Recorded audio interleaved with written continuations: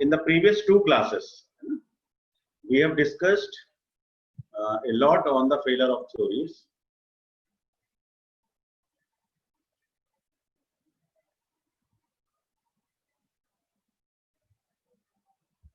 We have covered the failure of theories on the uniaxial stresses.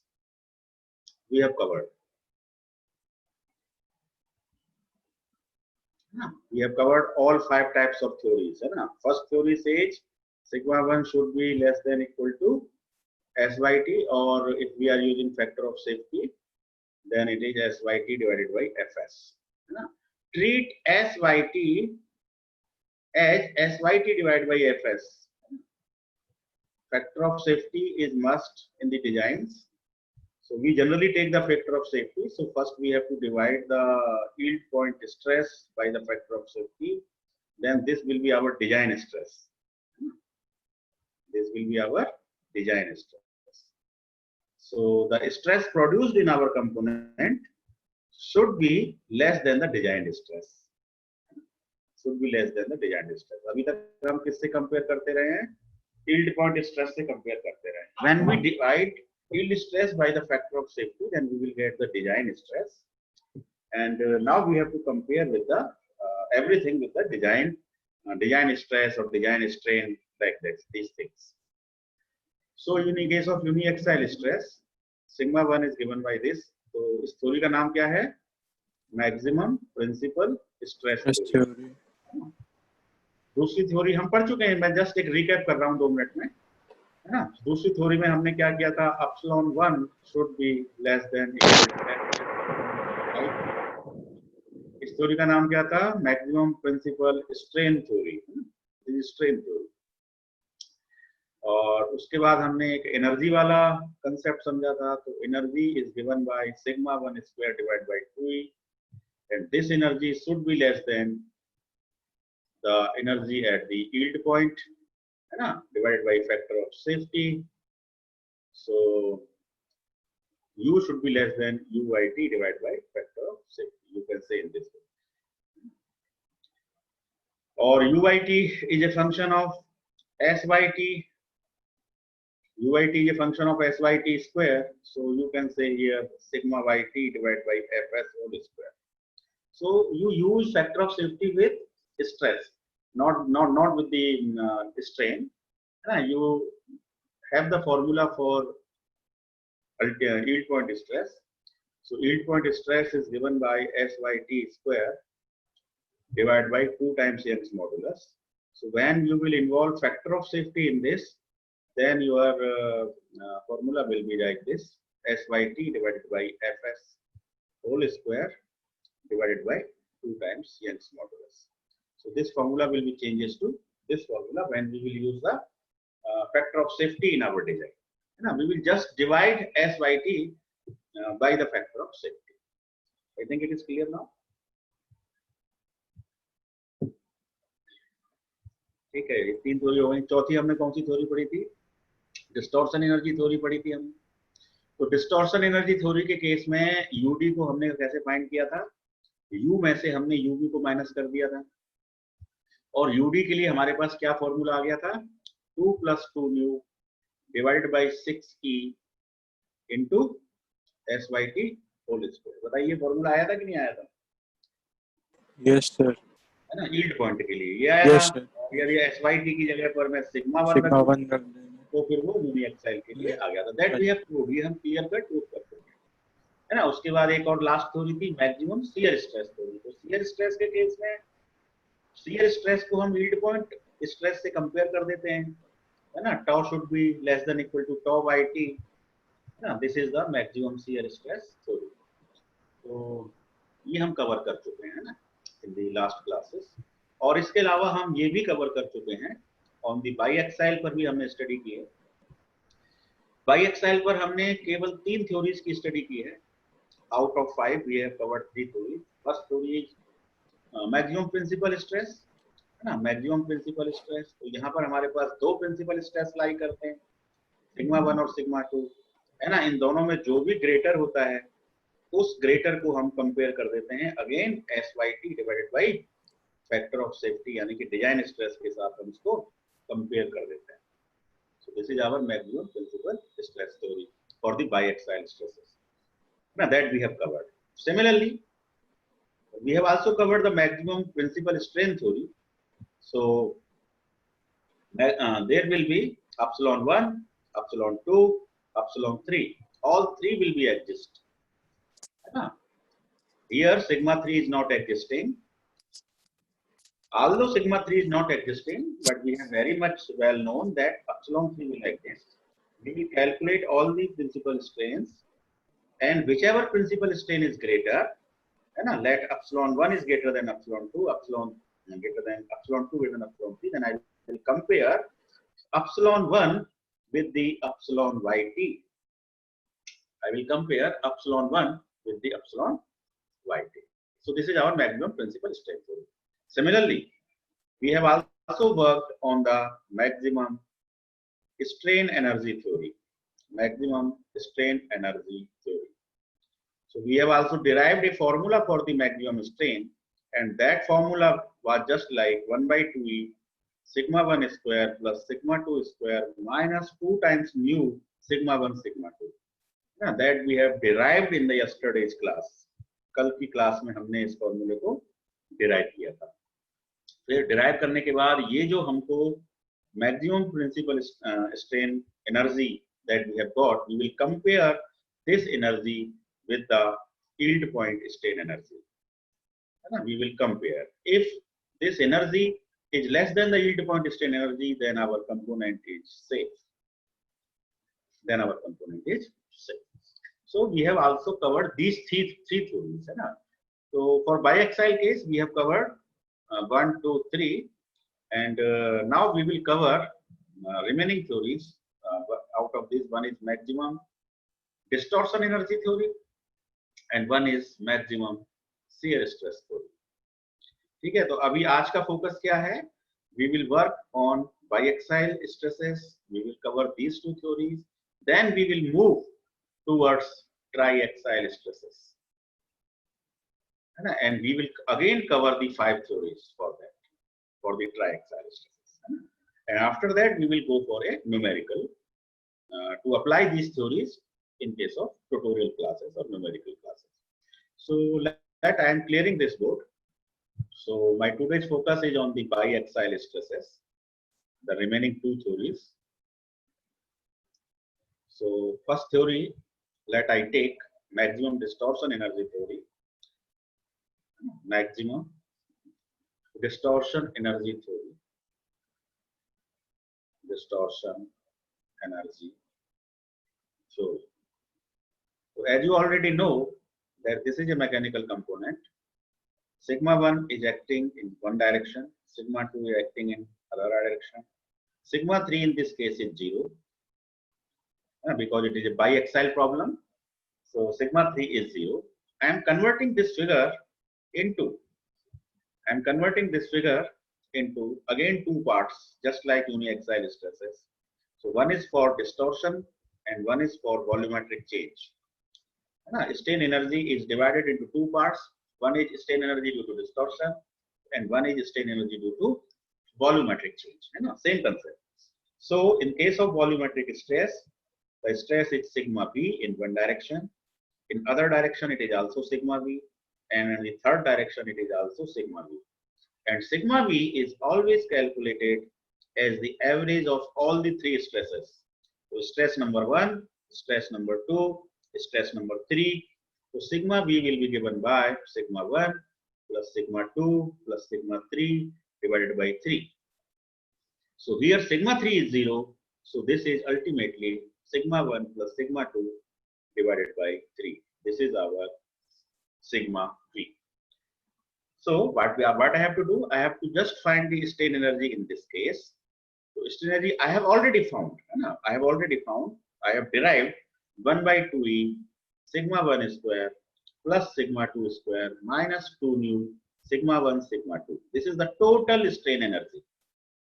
So I will calculate the strain energy due to change in volume, and I will subtract that strain energy.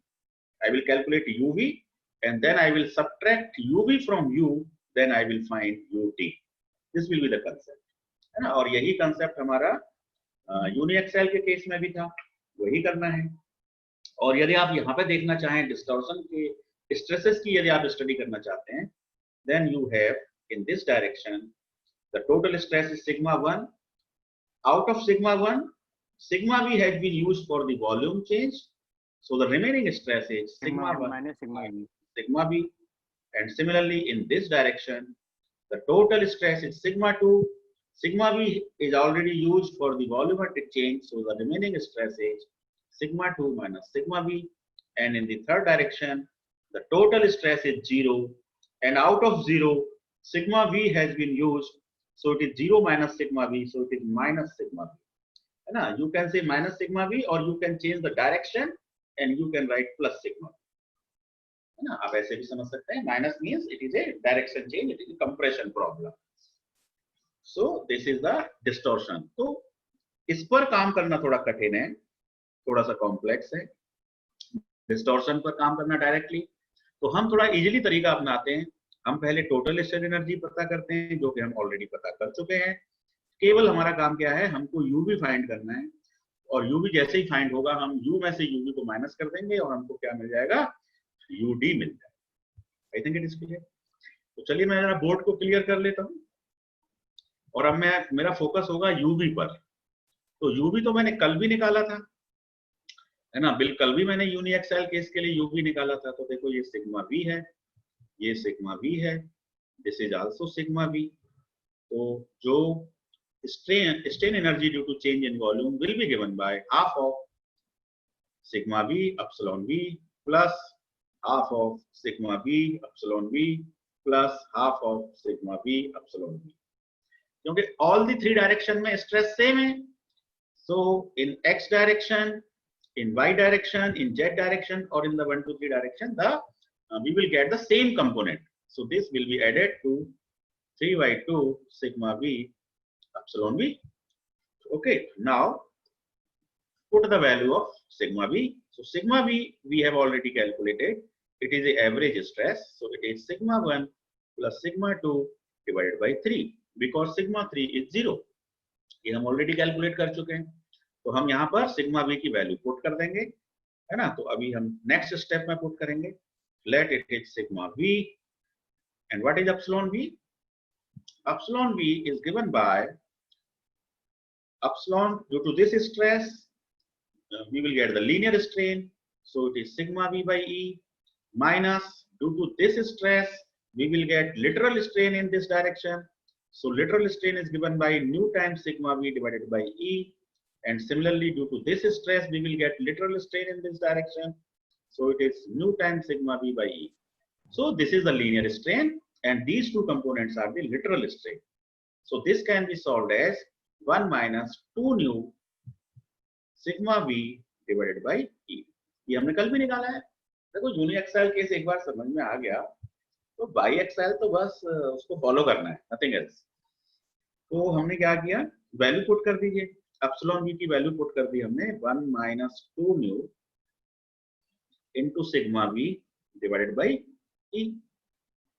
अब इसको हम solve करें तो हमें मिलेगा 3/2e sigma v into sigma v square, so it is 1 minus 2 nu, so it is sigma v square, so it is finally 3/2e 1 minus 2 nu, and what is the value of sigma v?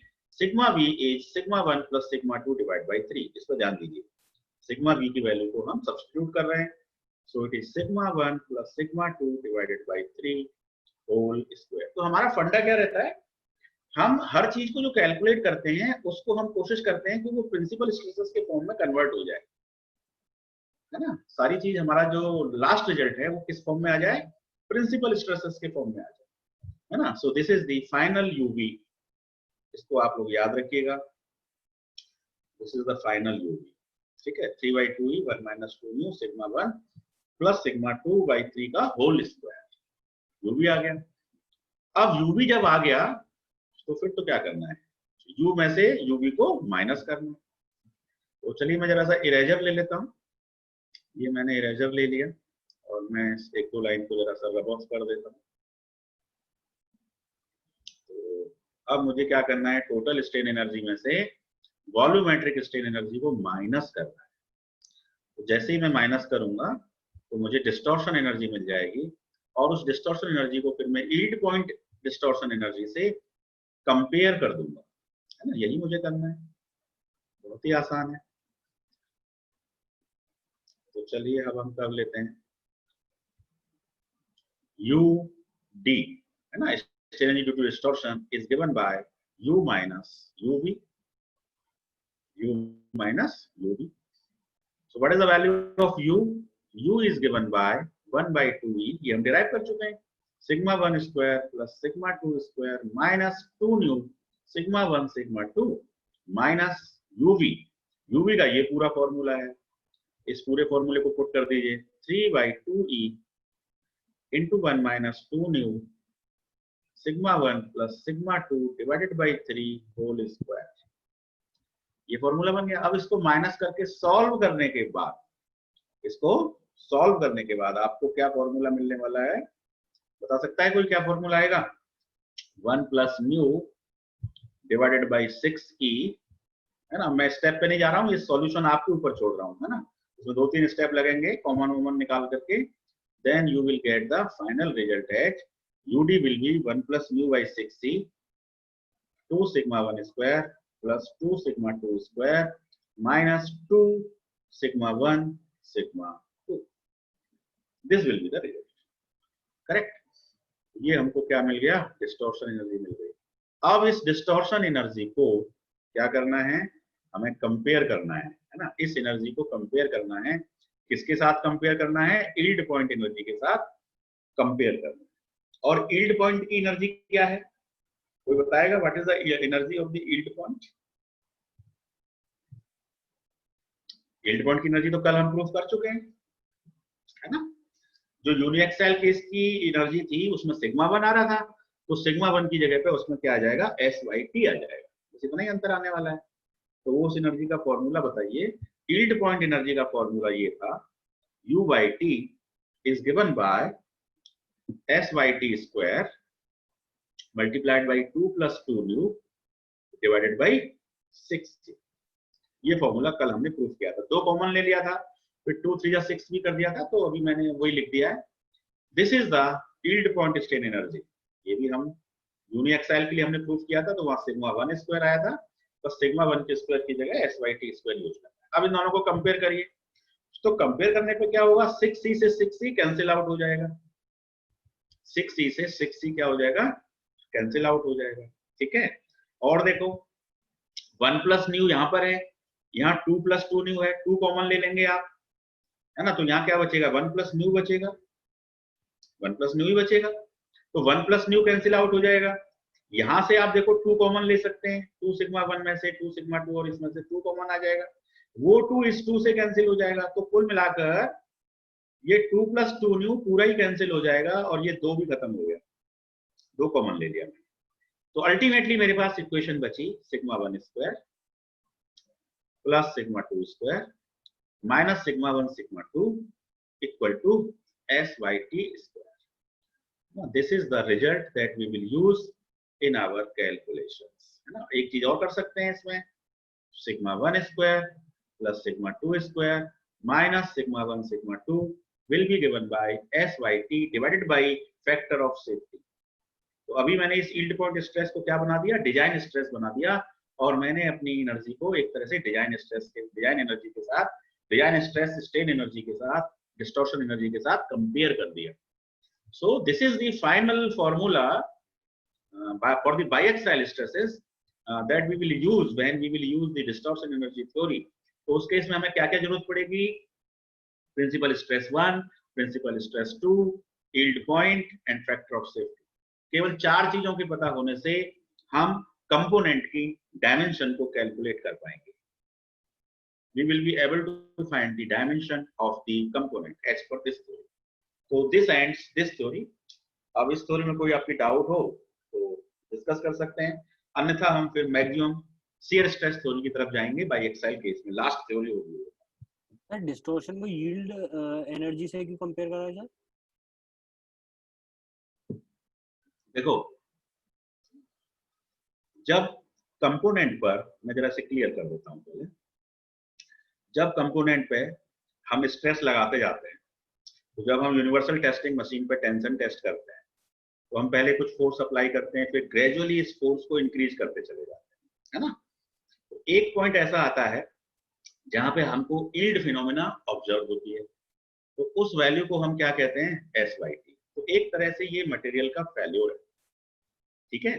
तो इस stress का एक part use होता है distortion के लिए, और एक पार्ट यूज होता है strain energy change due to volume के लिए, ठीक है। एक टोटल स्ट्रेन एनर्जी को दो पार्ट में हम डिवाइड करते हैं, यील्ड पॉइंट की स्ट्रेन एनर्जी भी दो पार्ट में डिवाइड होगी, एक डिस्टॉर्शन एनर्जी में और एक वॉल्यूमेट्रिक चेंज एनर्जी में।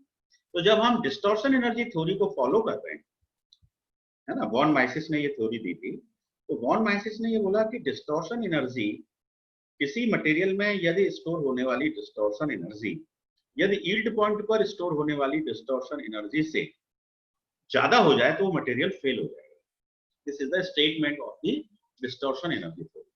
So that's why we are comparing distortion with distortion, और total strain energy में we are comparing total strain with the total strain at the yield point।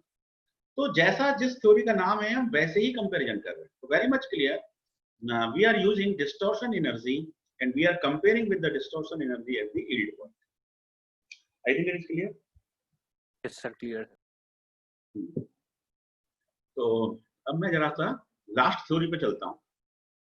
तो last theory का नाम है, मैं कौन से स्ट्रेस की बात कर रहा हूँ, बाई एक्साइल, है ना, बाई एक्साइल, जिसमें सिग्मा 1 एग्जिस्ट करता है, सिग्मा 2 एग्जिस्ट करता है, सिग्मा 3 एग्जिस्ट नहीं करता है, उसकी वैल्यू क्या है, 0 है। तो मैं बात कर रहा हूँ मैक्सिमम शियर स्ट्रेस थ्योरी। तो आपको भी पता है कि शियर स्ट्रेस की वैल्यू क्या होती है, shear stress is given by sigma 1 minus sigma 2 by 2। एक तो ये तीनों से निकलता है ना, तीन स्ट्रेस आ जाते हैं, है ना, टॉ 1 बोल सकते हैं आप, दूसरा टॉ 2 बोल सकते हैं, तीसरा टॉ 3 बोल सकते हैं। तो यहाँ पे तीन स्ट्रेस हो जाएंगे आपके। दूसरा क्या हो जाएगा, सिग्मा 2 माइनस सिग्मा 3 बाई 2, और तीसरा क्या हो जाएगा, सिग्मा 3 माइनस सिग्मा 1 बाई 2। ठीक है, ये तो हमें कंसेप्ट पता है ना कि प्रिंसिपल स्ट्रेसेस को माइनस करके आधा कर दो तो शियर स्ट्रेस मिल जाता है ना। प्रिंसिपल स्ट्रेसेस को माइनस करके आधा कर दो तो क्या मिल जाता है, शियर स्ट्रेस मिल जाता है। तो हमारे पास तीन शियर स्ट्रेस आ गए। अब इसमें देखो सिग्मा 1 और सिग्मा 2 एग्जिस्ट करते हैं, सिग्मा 3 तो एग्जिस्ट नहीं करता है, तो इसकी वैल्यू डायरेक्टली कितनी हो जाएगी, सिग्मा 2 बाई 2 हो जाएगी डायरेक्ट, है ना। और इस केस में सिग्मा 3 एग्जिस्ट नहीं करता है तो इसकी वैल्यू कितनी हो जाएगी, माइनस सिग्मा 1 बाई 2 हो जाएगी। अब आपके पास तीनों ही स्ट्रेस अवेलेबल है, this stress is available, this stress is available, है ना। तो न्यूमेरिकली जब आप सॉल्व करेंगे तो आपको ये पता है कि विच स्ट्रेस इज ग्रेटर, है ना। तो इनमें से जो भी बड़ा होगा, लार्जर ग्रेटर होगा, उसको हम मान लेते हैं कि tau 1 is greater than tau 2 greater than tau 3, let this is the assumption. तो यदि ऐसा है तो उस केस में we will compare tau 1 with the yield point shear stress, so that is given by SYS, SYS, correct। तो यदि हम टॉ 1 को कंपेयर करेंगे तो टॉ 1 को हम क्या लिख सकते हैं, sigma 1 minus sigma 2 divide by 2, sigma 1 minus sigma 2 divide by 2 less than equal to SYS को हम क्या लिख सकते हैं, SYT डिवाइडेड बाई 2। ठीक है, ये तो हमें पता है कि yield point stress in shear is just half of the yield point stress in tension। तो इस तरह से जब आप दो और दो को काट रहे हैं तो हमें क्या मिल जाएगा, sigma 1 minus sigma 2 is less than equal to SYT। ठीक है, और यदि कंप्रेशन का केस हुआ तो हम इसको लिख सकते हैं प्लस माइनस SYT, है ना, प्लस माइनस यूज कर सकते हैं। तो कुल मिलाकर हमको यहाँ पर दो स्ट्रेट लाइन मिल गई। एक स्ट्रेट लाइन मिल गई sigma 1 minus sigma 2 equal to SYT, और दूसरी स्ट्रेट लाइन मिल गई sigma 1 minus sigma 2 equal to minus SYT। ठीक है, तो जब हमने उधर ग्राफ खींचा था सेफ रीजन का, है ना, अभी हमने जब यूनिएक्साइल मैक्सिमम प्रिंसिपल स्ट्रेस थ्योरी के अकॉर्डिंग जब हमने ग्राफ खींचा था तो एक एक्सिस हमने सिग्मा 1 लिया था, दूसरा एक्सिस हमने सिग्मा 2 लिया था। ठीक है, उसके बाद हमने क्या किया था, मैक्सिमम प्रिंसिपल स्ट्रेस थ्योरी में हम क्या करते थे, sigma 1 equal two plus minus S by T, यही तो करते थे। यदि सिग्मा 1 बड़ा है सिग्मा 2 से तो हम यहाँ पे क्या करते हैं, एक लाइन ड्रॉ करते हैं, sigma 1 equal to S by T, this is our line. दूसरी लाइन हम ड्रॉ करते हैं, sigma 1 equal to minus S by T. ठीक है, उसी तरह से सिग्मा 2 पे काम होता है, तो सिग्मा 2 के लिए फिर हम वही दो लाइन ड्रॉ करते हैं। तो एक सिग्मा 2 के लिए एक लाइन आती है हॉरिजॉन्टल और दूसरी लाइन भी हॉरिजॉन्टल आती है। ठीक है, तो इस तरह से हमको ABCD जो है, मान लो रेक्टेंगल को मैं थोड़ा सा हाईलाइट कर दूं, तो ये जो रेक्टेंगल है ABCD, ये हमारा क्या हुआ करता था, सेफ रीजन हुआ करता था। क्या हुआ करता था, सेफ रीजन हुआ करता था। तो ABCD was the safe region according to maximum principal stress theory. उस थ्योरी के अकॉर्डिंग ये सेफ रीजन हुआ करता था। लेकिन अब हम यदि मैक्सिमम शियर स्ट्रेस थ्योरी की बात करें, तो अब हमें दो स्ट्रेट लाइन और मिल गई हैं। तो यदि मैं इस स्ट्रेट लाइन को प्लॉट करना चाहूं, है ना, इस स्ट्रेट लाइन को मैं प्लॉट करना चाहूं, तो वो स्ट्रेट लाइन कुछ इस तरह से आएंगी, है ना। इस फिगर को अब इसको कैसे प्लॉट कर सकते हैं, देखो एस वाई टी से इसको डिवाइड कर दो, तो मैं क्या कर सकता हूं, sigma 1 divided by S Y T plus sigma 2 divided by S Y T minus S Y T लेना पड़ेगा। ठीक है, क्योंकि ये माइनस साइन मैंने अंदर ले लिया है, इक्वल टू 1। तो ये इक्वेशन को देखिए जरा, और इस इक्वेशन को देखिए, ये दोनों एक ही चीजें हैं। मैंने पूरे इक्वेशन को क्या कर दिया, एस वाई टी से डिवाइड कर दिया, एस वाई टी से डिवाइड कर दिया। तो अब ये इक्वेशन आपकी स्ट्रेट लाइन की इस फॉर्म में बदल गई है, x upon A plus Y upon B equal to 1। ये स्ट्रेट लाइन की इक्वेशन होती है, आप लोगों ने पढ़ा है ज्योमेट्री में, कोऑर्डिनेट ज्योमेट्री में, है ना। कोई भी दो एक्सिस होते हैं, एक एक्स एक्सिस है, दूसरा वाई एक्सिस है, और यहाँ से आप कोई लाइन ड्रॉ करते हैं, तो ये आपका एक एक्स इंटरसेप्ट है, ये वाई इंटरसेप्ट है। तो इस पर्टिकुलर लाइन की जो इक्वेशन होती है वो ये होती है, x upon A plus Y upon B equal to 1। तो सिमिलरली अब एक्स वाई की जगह पे यहाँ पे सिग्मा 1 और सिग्मा 2 आर योर एक्सिस, तो sigma 1 by X intercept plus sigma 2 by Y intercept equal to 1। तो एक्स इंटरसेप्ट का पॉइंट कौन सा है आपका, ये वाला है ना, एस वाई टी, और वाई इंटरसेप्ट का पॉइंट कौन सा है, ये वाला है। तो इन दोनों से जो लाइन जाएगी, ये जो लाइन जाएगी, ये लाइन इस स्ट्रेट लाइन को रिप्रेजेंट करेगी, sigma 1 minus sigma 2 equal to S Y T. ये इस लाइन को आप मैंने ड्रॉ कर लिया, प्लॉट कर लिया। ठीक है, सिमिलरली यदि मैं इस लाइन की बात करूं, तो इस लाइन में यदि मैं माइनस एस वाई टी से डिवाइड करूंगा, तो माइनस एस वाई टी, तो इसमें एक्स इंटरसेप्ट नेगेटिव आएगा, इसमें देखो एक्स इंटरसेप्ट पॉजिटिव आया है, वाई इंटरसेप्ट नेगेटिव आया है। इस वाली लाइन में एक्स इंटरसेप्ट नेगेटिव आएगा और y इंटरसेप्ट पॉजिटिव आएगा, तो वो लाइन कुछ इस तरह से चली जाएगी, इस तरह से चली जाएगी। सर एक बात पूछनी है सर, एक बार फिर से समझाऊं इस चीज को। नहीं सर, कुछ पूछना है सर, पूछना है कुछ। अच्छा, पूछना है, Yes, पूछिए। सर एक बात सर, जैसे सर हमने सिग्मा 1 जो है वो x की x डायरेक्शन में ली है, तो सिग्मा हाँ। 1 को y डायरेक्शन में भी ले सकते हैं, सिग्मा 1 को y डायरेक्शन में, y एक्सिस पे मतलब। देखो, प्रिंसिपल स्ट्रेस के जो प्लेन होते हैं ना, प्रिंसिपल स्ट्रेस के जो प्लेन होते हैं वो आपस में परपेंडिकुलर होते हैं। ठीक है, Yes, sir. आपस में परपेंडिकुलर होते हैं। तो जिस तरह से एक्स एक्सिस और वाई एक्सिस आपस में परपेंडिकुलर होते हैं, तो मैंने अज्यूम कर लिया है कि सिग्मा 1 का प्लेन मैंने हॉरिजॉन्टली दिखाया, तो सिग्मा 2 का जो प्लेन है वो वर्टिकल होगा। तो मैंने फर्स्ट एक्सिस सिग्मा 1 ले लिया, दूसरा एक्सिस सिग्मा 2 ले लिया।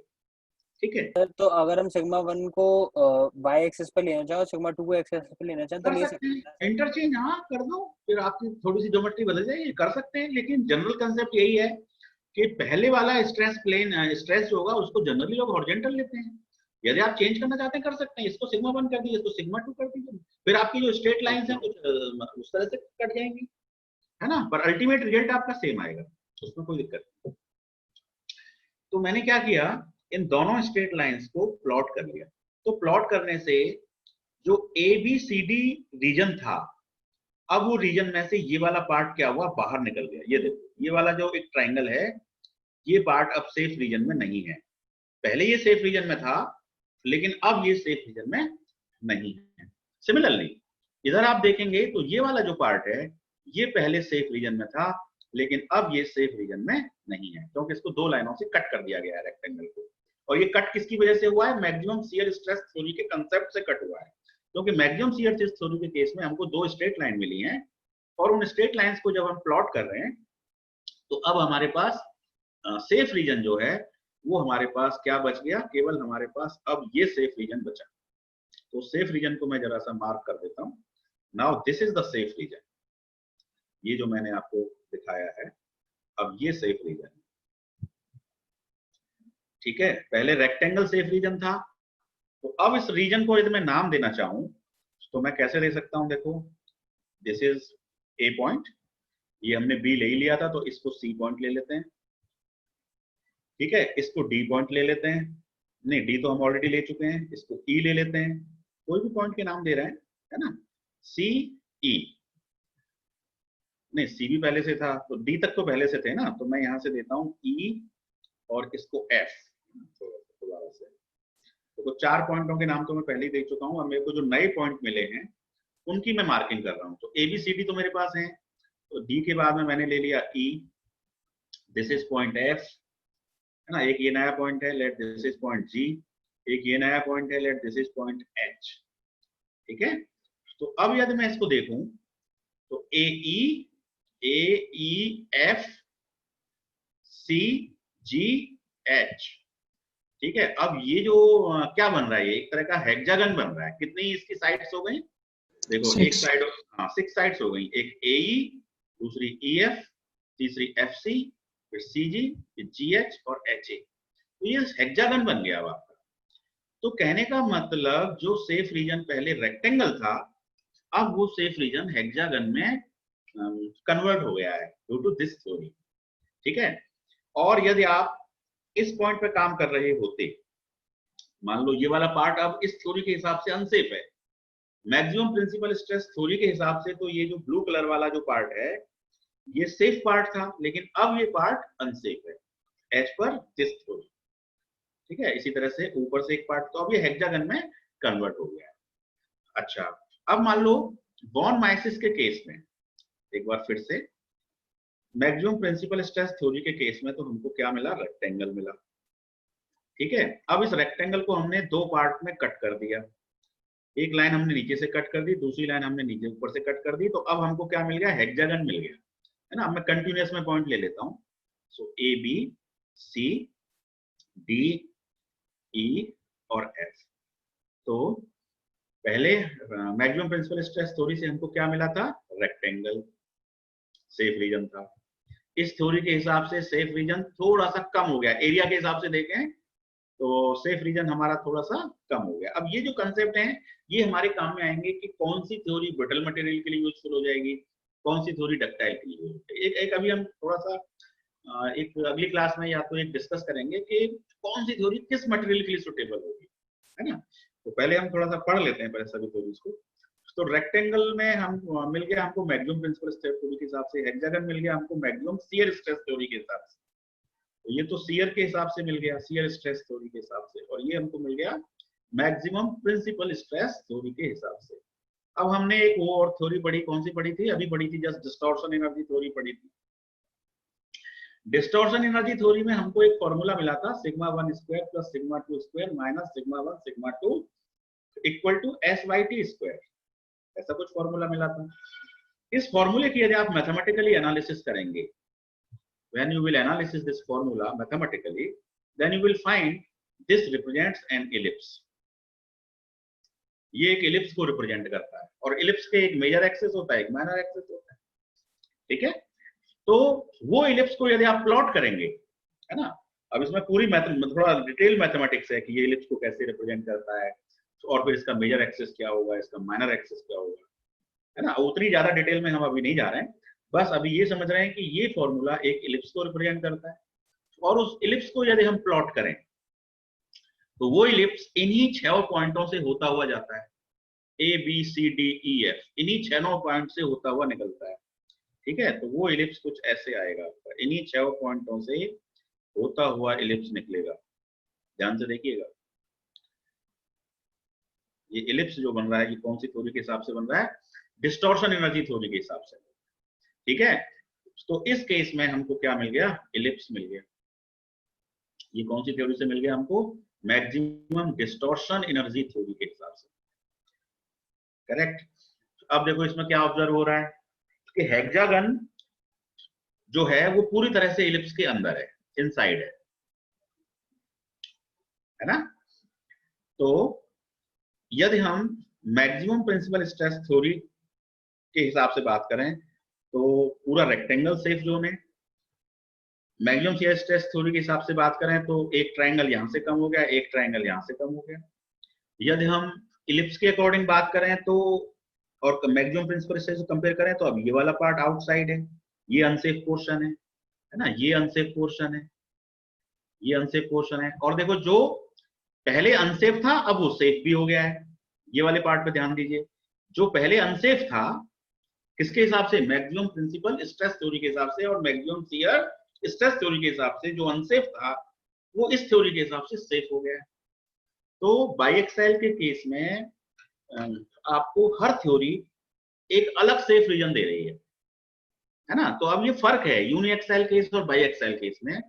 यूनिएक्साइल के केस में हर थ्योरी आपको एक पर्टिकुलर रीजन देती है, हर थ्योरी सेम रिजल्ट देती है, हर theory maximum principal stress theory को फॉलो करती है in case of uniaxial stresses. But in case of biaxial stresses हर थ्योरी सेफ रीजन को डिस्टर्ब कर देती है, वो अपने अपने अकॉर्डिंग सबका सेफ रीजन अलग अलग आता है। और जब सबका सेफ रीजन अलग अलग आता है तो फिर हमको ये इस बात को डिसाइड करने में मदद करती है कि कौन सी थ्योरी किस मटेरियल के लिए, डक्टाइल के लिए, ब्रिटल के लिए किस तरह यूजफुल हो सकती है। तो यूजफुलनेस पे बात हम अभी नेक्स्ट क्लास में करने वाले हैं। अभी बस जस्ट मैंने आपको ये बताया है कि इसके जो प्लॉट्स होते हैं, एक का रेक्टेंगल होता है, एक का हेक्सागन होता है, एक का इलिप्स होता है, और इलिप्स के अंदर ही हेक्सागन लाई करता है। ये इंपॉर्टेंट क्वेश्चन है, कभी पूछ लेते हैं इन चीजों को यार। तो चलिए, दिस कवर्स बाईएक्साइल स्ट्रेसेस फुली। अब हम आते हैं ट्राईएक्साइल स्ट्रेसेस पर। कितना टाइम है हमारे पास अभी?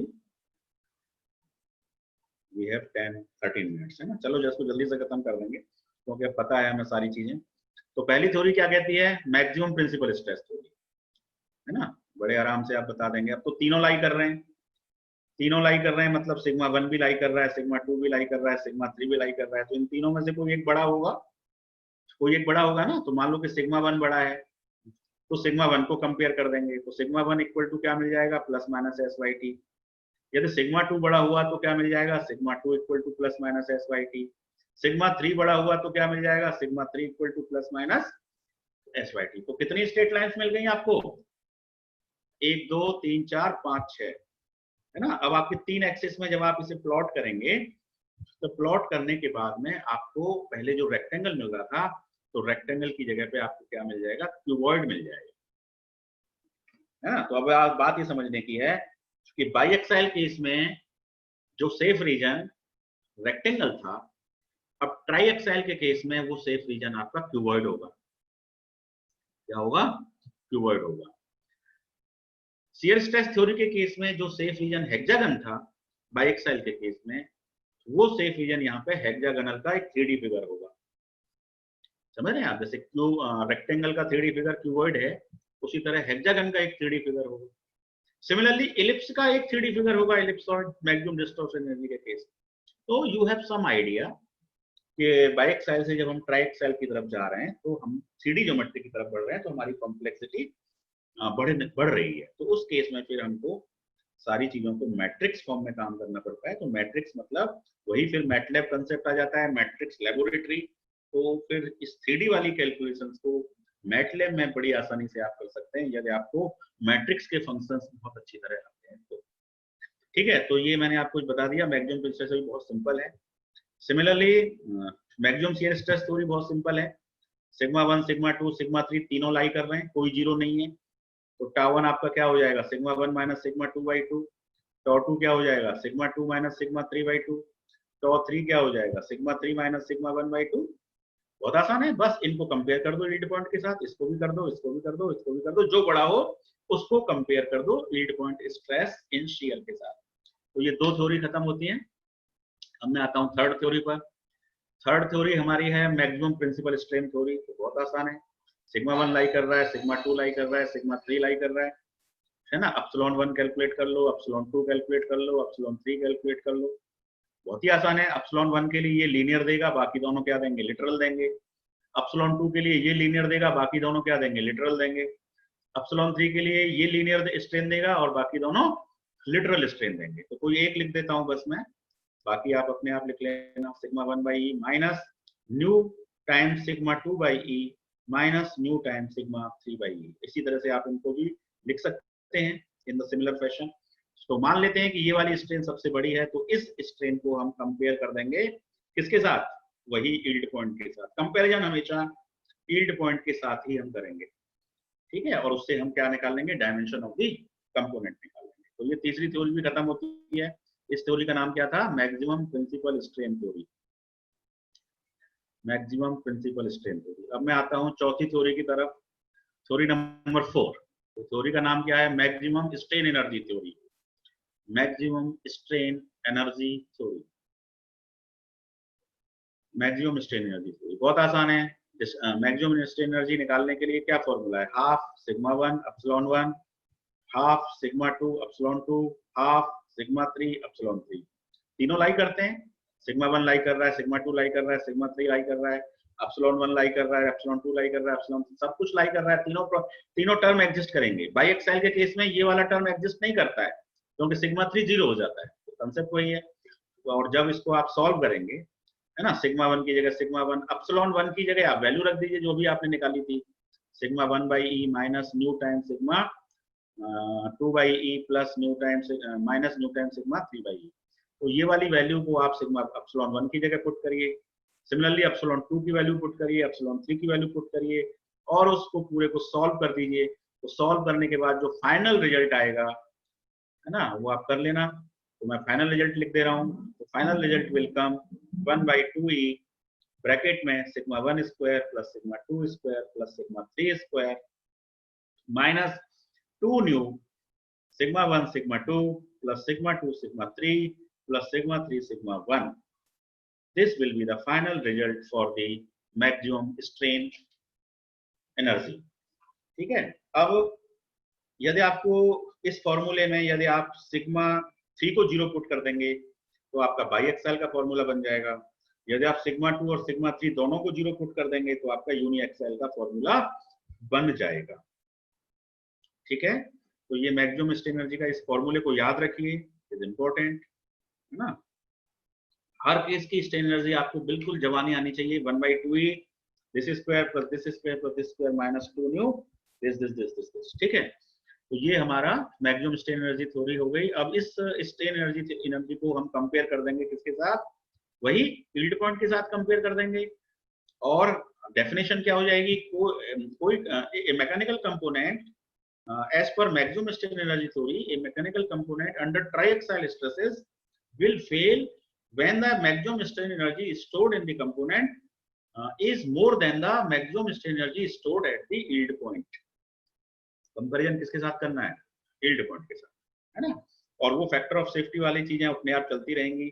SYT को हमेशा आप फैक्टर ऑफ सेफ्टी से डिवाइड करेंगे। यदि फैक्टर ऑफ सेफ्टी 1 है तो फिर ये SYT ही रहेगा, नो प्रॉब्लम। तो चलिए चौथी थ्योरी कंप्लीट हो गई। यहां तक कोई डाउट, थोड़ा सा फास्ट किया है मैंने, ट्राई एक्सेल सही है। हाँ, तो अब 4 थ्योरी हम कंप्लीट कर चुके हैं। अब हम 5वीं थ्योरी पे आते हैं लास्ट, और उसके बाद इस क्लास को फिर हम एंड करेंगे। तो 5वीं थ्योरी का नाम क्या है, maximum distortion energy theory. Maximum distortion energy theory. ठीक है। अब इस एनर्जी थ्योरी में क्या है, बिल्कुल उसी तरह से काम होगा। ये कंपोनेंट है, सिग्मा 1 लाई कर रहा है, सिग्मा 2 लाई कर रहा है, सिग्मा 3 लाई कर रहा है। ठीक है। इसके अंदर स्ट्रेन एनर्जी स्टोर हो कितनी हो रही है, और भी हमने फॉर्मूला डिराइव किया, 1/2e sigma 1 square sigma 2 square sigma 3 square -2 new sigma 1 sigma 2 plus sigma 2 sigma 3 plus sigma 3 sigma 1।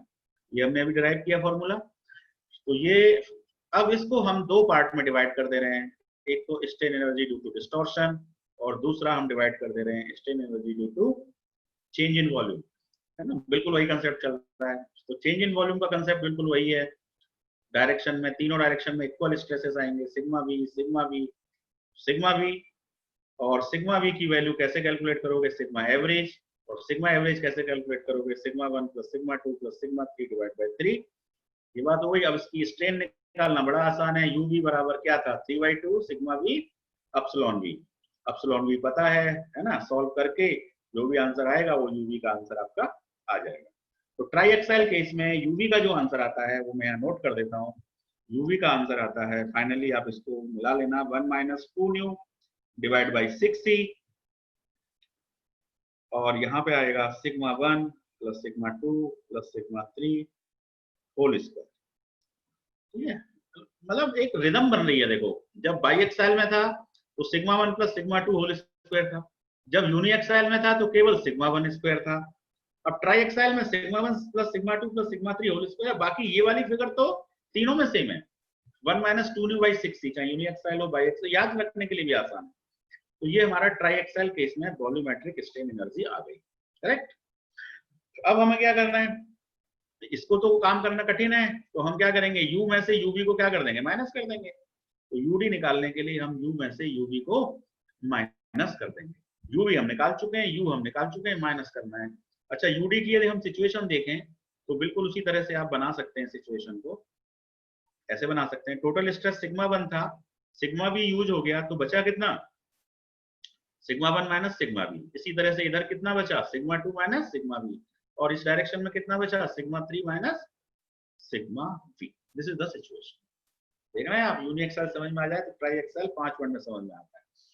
तो बस अब UD minus U minus UB आप कर दीजिए। तो यू आपको पता है, ये वाला फॉर्मूला यू का है, दिस इज यू, और ये यूवी का है। दोनों को माइनस करने के बाद और सॉल्व करने के बाद, है ना, दोनों को माइनस करने के बाद और सॉल्व करने के बाद, अब मैं आप पे छोड़ रहा हूँ, आप माइनस कर लेना, सॉल्व कर लेना, है ना। न्यूमेरिकल एबिलिटी है वो आपकी, फटाफट 3-4 स्टेप में उसको सॉल्व करिए। और सॉल्व करने के बाद जो फाइनल आंसर आपका आएगा वो आंसर मैं बोर्ड पे लिख दे रहा हूँ। तो इसको जरा मैं क्लियर करता हूँ पहले। यूडी ट्राई एक्सेल केस की बात चल रही है, लास्ट थ्योरी है ये, इसी के बाद हम अपनी क्लास को भी एंड करेंगे। So UD is given by U minus, अब न्यूमेरिकल हम नेक्स्ट क्लास में करेंगे, है ना, because time is not permitting us. So U minus U V, है ना। तो जब इसको u की वैल्यू पता है, u पता है, सॉल्व करने के बाद जो फाइनल आंसर आपका आएगा, so that will be 1 plus nu divided by 6e, या 2 प्लस 2 न्यू कर लो, डिवाइड बाय 6e, और इधर आ जाएगा sigma 1 square plus sigma 2 square plus sigma 3 square minus sigma 1 sigma 2 minus sigma 2 sigma 3 minus sigma 3 sigma 1। ये आपको final answer मिलने वाला है। ठीक है, अब इस फाइनल आंसर को कंपेयर किसके साथ करोगे, कंपैरिजन किसके साथ करोगे, यील्ड पॉइंट के साथ कंपेयर करोगे। यील्ड पॉइंट के साथ ही कंपेयर करते हैं हमेशा। अब यील्ड पॉइंट की डिस्टॉर्शन एनर्जी कितनी है वो भी आपको पता है, कितनी है, 2 प्लस 2 न्यू, यहाँ लिखता हूँ, यील्ड पॉइंट की एनर्जी है 2 प्लस डिस्टॉर्शन एनर्जी है 2 प्लस 2 न्यू डिवाइड बाय 60 और SYT का स्क्वायर। Very good. तो 6e से 6e कैंसिल हो गया, जब आपने कंपेयर किया, है ना, तो 6e से 6e कैंसिल हो गया, 2 प्लस 2 न्यू से 2 प्लस 2 न्यू कैंसिल हो गया। तो बचा हुआ पार्ट आपका फाइनल आंसर आपका ये आ गया, sigma 1 square plus sigma 2 square plus sigma 3 square minus sigma 1 sigma 2 minus sigma 2 sigma 3 minus sigma 3 sigma 1 equal to SYT square, और यदि फैक्टर ऑफ सेफ्टी लगा दें तो SYT divided by factor of safety whole square. So this is the final formula that we will use during the solving the numericals on the maximum distortion energy theory under the triaxial stresses, है ना। So this is from my side, और अब मैं इस class को and करता हूँ। कोई क्वेरी हो आपकी तो प्लीज। हमने तीनों केसेस में पांचों तरह की थ्योरीज को कवर कर लिया है, ये डिस्कशन बहुत जरूरी था। यूनि एक्साइल पर भी हमने पांचों को कवर किया है, बाई एक्साइल पर भी पांचों को कवर किया है, और ट्राई एक्साइल पर भी हमने पांचों को कवर किया है। प्लीज रिवाइज कर लीजिए इसको, ठीक है। आप कोई क्वेरी हो तो बताइए। स्टॉप शेयर करता हूं मैं। यदि क्वेरी ना हो तो फिर आप ना बोल सकते हैं। No sir. Very good. चलिए, तो कल नेक्स्ट क्लास में मिलेंगे, और हम हाँ बोलिए, किसी की हो तो। सलमान कोई कुछ कह रहा था? Thank you sir. Okay, okay, welcome. Thank you. Thanks for listening. Stay home, stay safe. Okay.